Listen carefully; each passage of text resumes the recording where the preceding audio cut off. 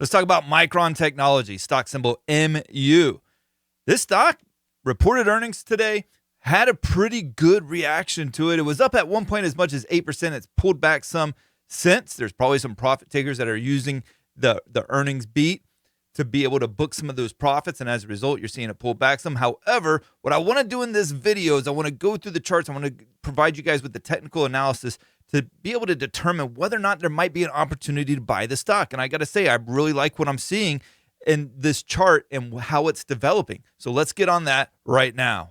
First off, on MU in the short term, you can see where there's a lot of problems with this 200-day moving average. It's been consistently rejected.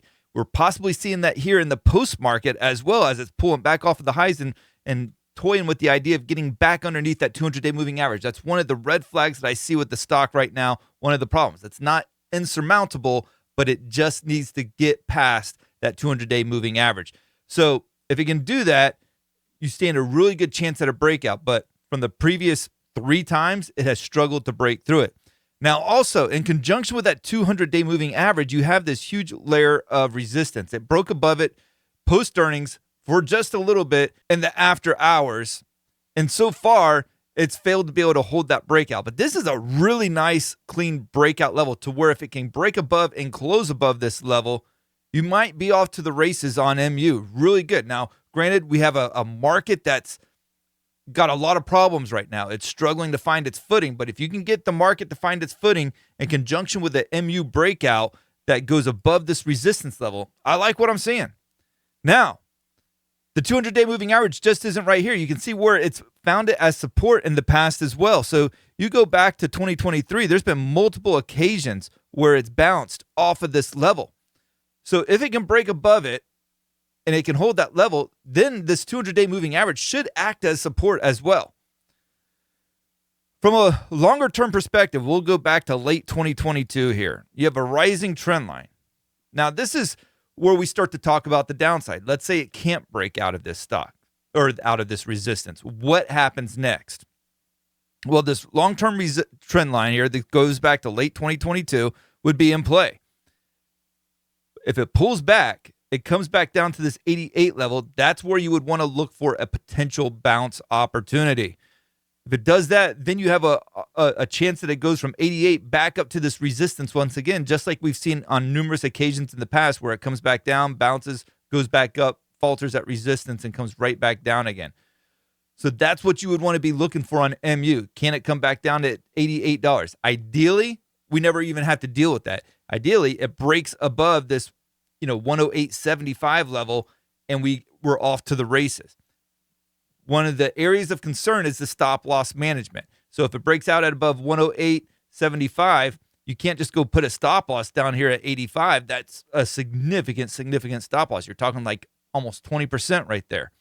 Instead, you got to figure out a way to get it a little bit closer. This level here below the lows from 318 stands out a little bit. Now, I don't necessarily want to take an 8% risks on my trades in this particular market right now. Not really my cup of tea. So what I would like to see a little bit more of is maybe it can consolidate some before it actually breaks out. And if it can do that and you can get the risk a little bit tighter, it can make for a really phenomenal swing trade. Long term, even longer than what we were already talking about. We'll pull up the weekly chart for this one. This goes back to, let's see, what is that, 2016? This is your major trend line that's been guiding this stock for quite a while now. I don't see this as necessarily getting tested in the coming weeks or even months for that matter. But if you had a major market meltdown, that is possible. Now you go back and you look at the dot-com bubble. How did Micron do there? Yeah, it had a phenomenal run there, going from 11 all the way up to $98 before it came all the way back down over the years to come, essentially over the next decade. It went all the way back down into the twos. Yeah, like $2. So the stock has been a boomer bust in the past with this run-up, similar to the run-up in the dot-com here in the AI era. Yes, if we have a similar dot-com bubble in the market, this stock is prone to a significant sell-off. Does it go down to $2? Not necessarily expecting that, but in such a scenario, I could see where it could come down to that 63, 64 level. So overall, let's say we don't have a significant market recession or, we don't have a big bubble that gets popped here.